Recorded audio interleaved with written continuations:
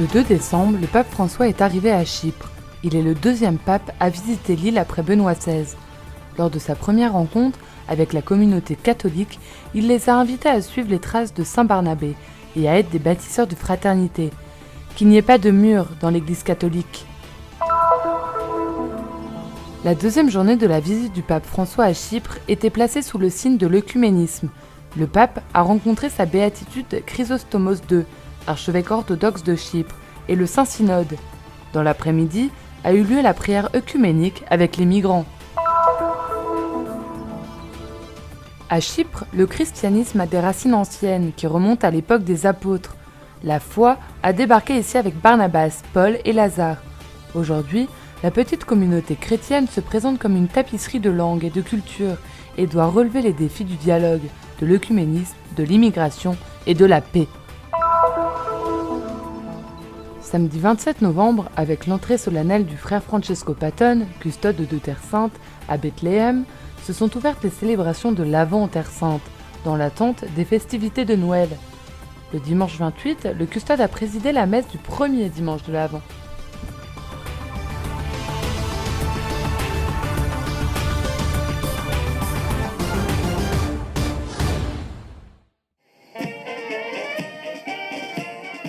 Le pape François, deuxième pape à effectuer un voyage apostolique à Chypre et en Grèce, a atterri aujourd'hui, jeudi 2 décembre, à Larnaca.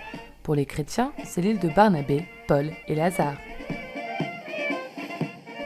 À 15h, heure locale, l'avion transportant le pape François a atterri à l'aéroport international de Larnaca, où il a été accueilli par le nonce apostolique à Chypre, Monseigneur Adolfo Tito Ilana, les autorités religieuses de Terre Sainte et Anita Demetriou, présidente de la Chambre des représentants de Chypre.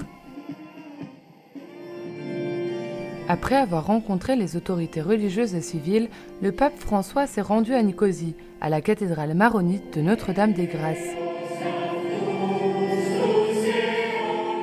Le pape arrive sur une île divisée en deux depuis 1974, année de l'invasion turque du nord de Chypre. Même la capitale Nicosie est coupée en deux par la ligne verte.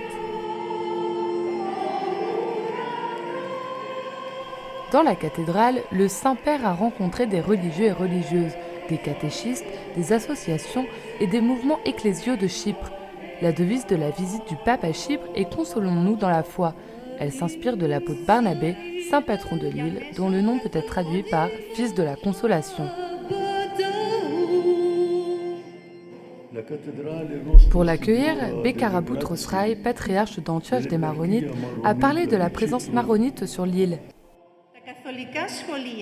Après avoir écouté les représentants des communautés locales, le pape François a adressé à tous une parole de réconfort et de proximité dans la prière. Je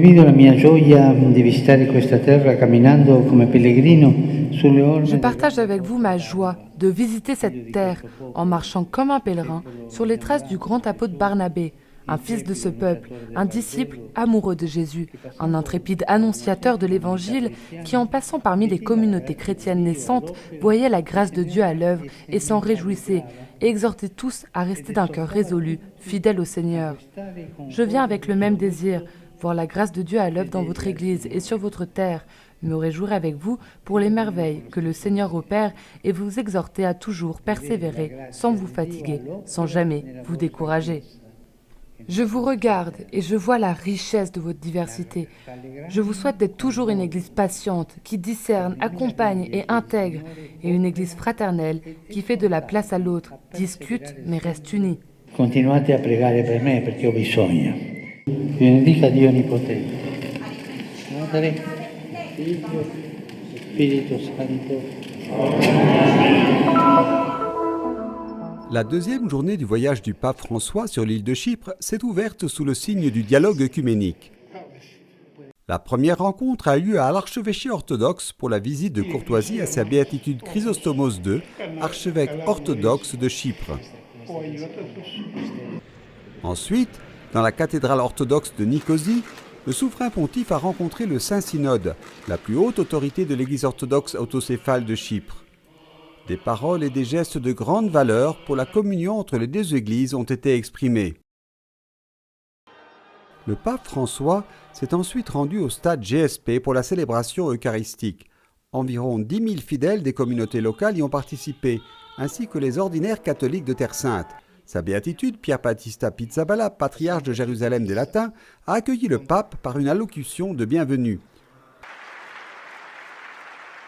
Que Chypre devienne pour les autres églises un modèle d'unité et d'harmonie, de rencontre et d'amitié sincère. En effet, cette petite île, bien que blessée par tant de divisions, est aussi porteuse de lumière et d'espoir.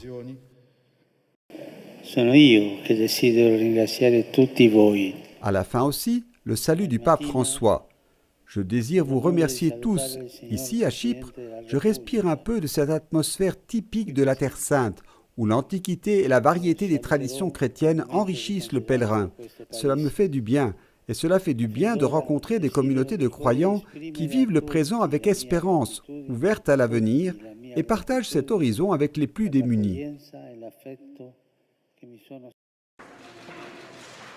Dans l'après-midi, une des rencontres les plus attendues, la prière œcuménique avec les migrants dans l'église franciscaine de Santa Croce, située à l'intérieur des anciens murs de la ville de Nicosie. Le mur du fond borde la zone tampon de l'ONU. Après avoir écouté les témoignages de certains migrants, le pape a voulu dénoncer ce nouvel esclavage.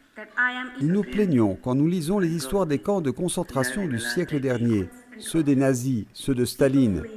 Et nous nous plaignons, comment cela est-il arrivé? Frères et sœurs, cela se passe aujourd'hui.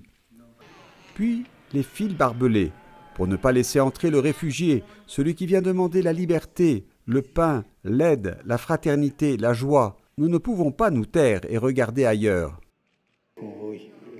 À la fin de ce moment de prière et de rencontre, chacun a récité le Notre Père dans sa propre langue. Ce fut une grande joie, a dit le pape François, de me trouver ici avec vous et de conclure ma visite à Chypre par cette rencontre de prière.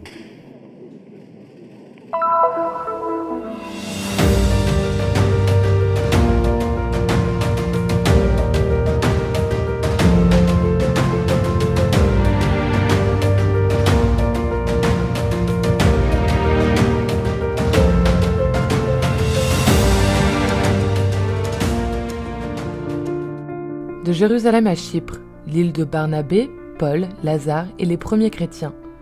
Le livre des Actes des Apôtres raconte que les chrétiens qui s'étaient dispersés à cause de la persécution qui avait éclaté après le martyre d'Étienne étaient venus jusqu'en Phénicie, à Chypre et à Antioche, où se trouvaient des communautés juives florissantes.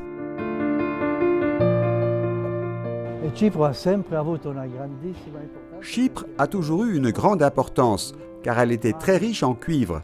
Comme il y avait cette richesse naturelle, tous les peuples la voulaient, à commencer par la Syrie, puis l'Égypte, la Perse, tous les peuples. Une très longue histoire, mais pour nous, ce qui compte, c'est l'histoire du début de l'évangélisation. Les Actes des Apôtres racontent qu'à Antioche, sur l'Oronte, il y avait une grande communauté de prophètes et de docteurs. Le plus important d'entre eux était Barnabé, un lévite de Chypre.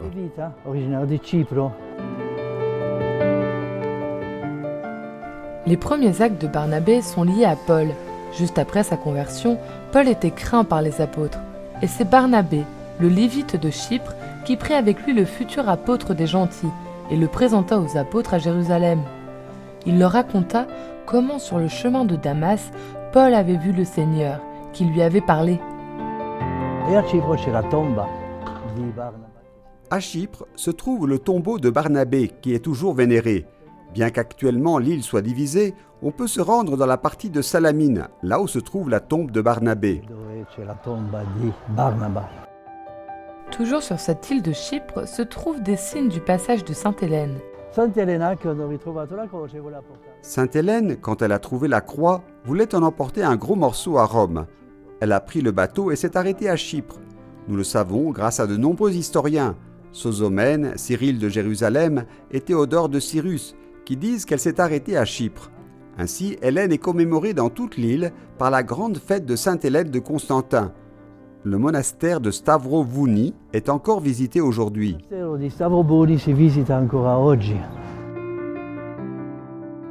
L'une des histoires les plus curieuses de l'île de Chypre est sans doute celle de Lazare.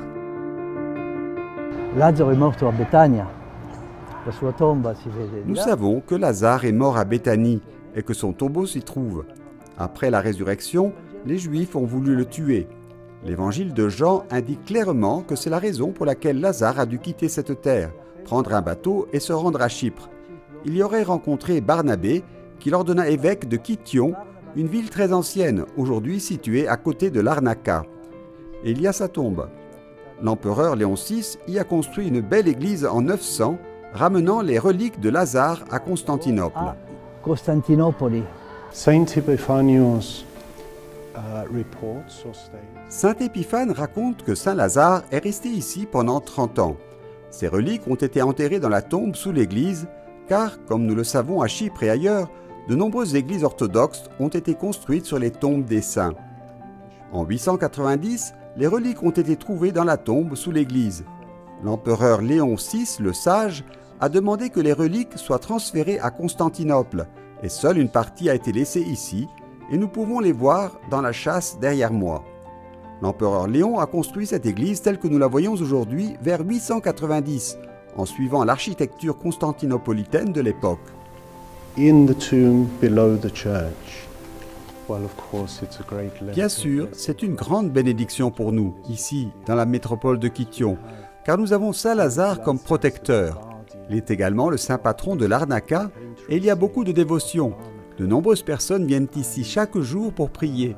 Pendant le carême, le dimanche de Lazare, il y a une grande fête dans cette église. Come every day.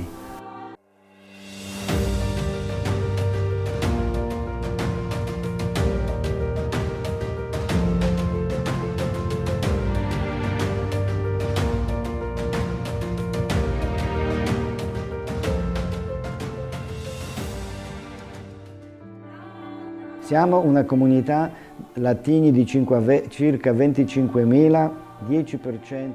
Nous sommes une communauté d'environ 25 000 personnes. Seuls 10% ont la citoyenneté chypriote, soit environ 2500 personnes. Et le reste est constitué de fidèles qui sont sur l'île pour le travail ou à la recherche de meilleures conditions de vie. Dans nos célébrations liturgiques, nous sommes une mosaïque de cultures et de langues. Culture e di lingue nelle nostre assemblee liturgiche. Cipro è sicuramente al confine con Medio Oriente, con Africa. Chypre est proche du Moyen-Orient, de l'Afrique. Le pape y rencontrera une réalité chrétienne fondée sur des bases apostoliques qui fait face aujourd'hui à des problèmes existentiels, le problème des migrants, des réfugiés, la réconciliation et le dialogue, et aussi l'aspect important de l'œcuménisme. Importante passaggio dell'ecumenismo. Le pape arrivera dans une île divisée en deux depuis 1974, année de l'invasion turque de la partie nord de Chypre. Même Nicosie, la capitale, est coupée en deux par la ligne verte, le mur qui sépare les parties grecques et turques. Le pape François le verra de la fenêtre de sa chambre.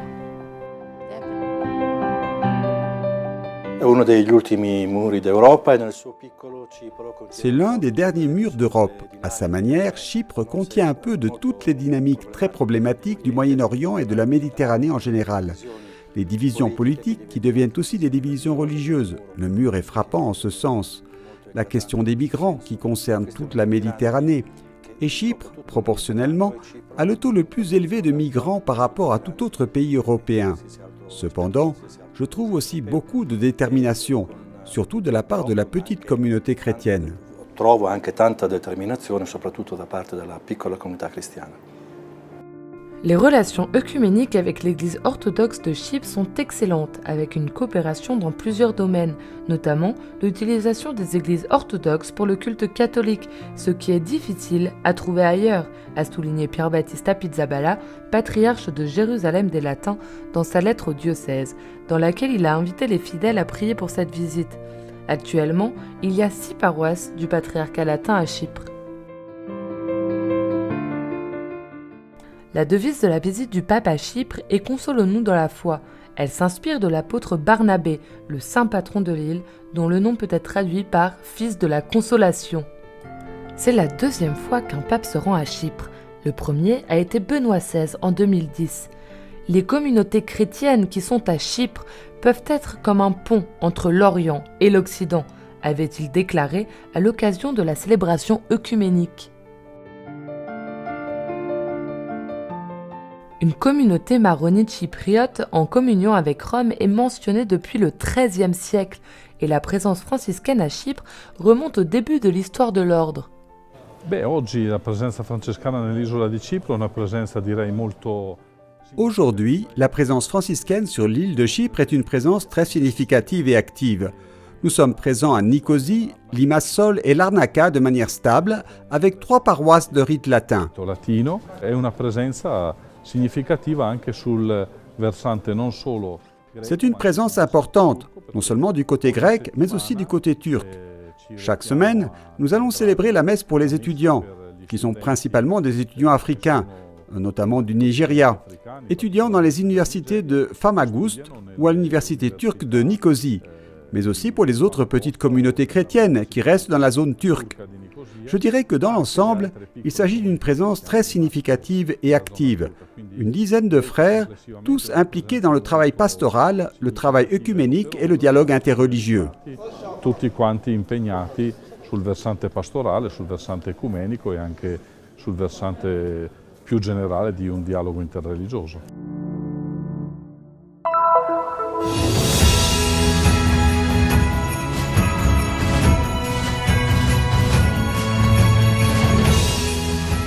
L'entrée solennelle du custode de Terre Sainte à Bethléem cette année porte en elle l'espoir d'un nouveau départ, qui commencera peut-être par les célébrations de Noël.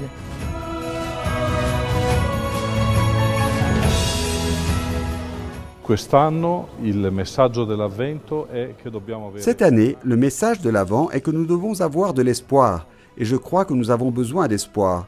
Nous avons traversé 2 années très difficiles, surtout pour notre communauté chrétienne ici à Bethléem, car elle s'est retrouvée sans travail, sans pèlerins, sans revenus.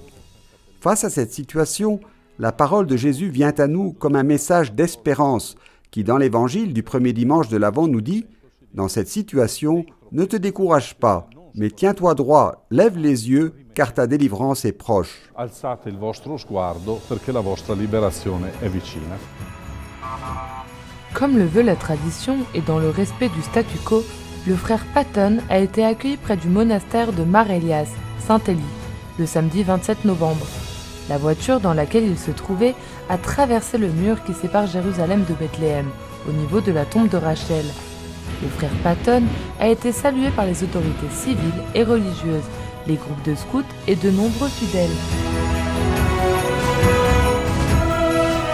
Le custode a présidé la récitation des premières vêpres du premier dimanche de l'Avent dans l'église Sainte-Catherine. Au cours de la célébration, une procession a eu lieu jusqu'à la grotte de la Nativité, où la première bougie de l'Avent a été allumée. Nous sommes au premier dimanche de l'Avent qui, ici, à Bethléem, est vécu avec une intensité particulière. Nous avons allumé dans la crèche la lumière de la bougie de la couronne de l'Avent, signe des étapes de notre cheminement vers Noël. Cette lumière brillera pour l'instant ici à Bethléem, puis à Noël, elle se répandra dans le monde entier. A Betlemme e poi col Natale si diffonderà in tutto il mondo.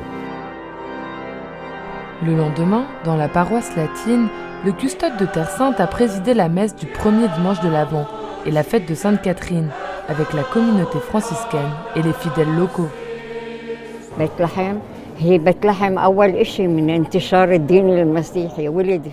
Bethléem est le lieu où le christianisme a commencé, où Jésus est né. Ici est né le messager de la paix, le messager de l'amour pour tous, au-delà des religions. J'espère que cette année apportera la paix partout où il y a des personnes en conflit et que cessera la pandémie dans le monde entier. C'est mon vœu, la paix avant tout.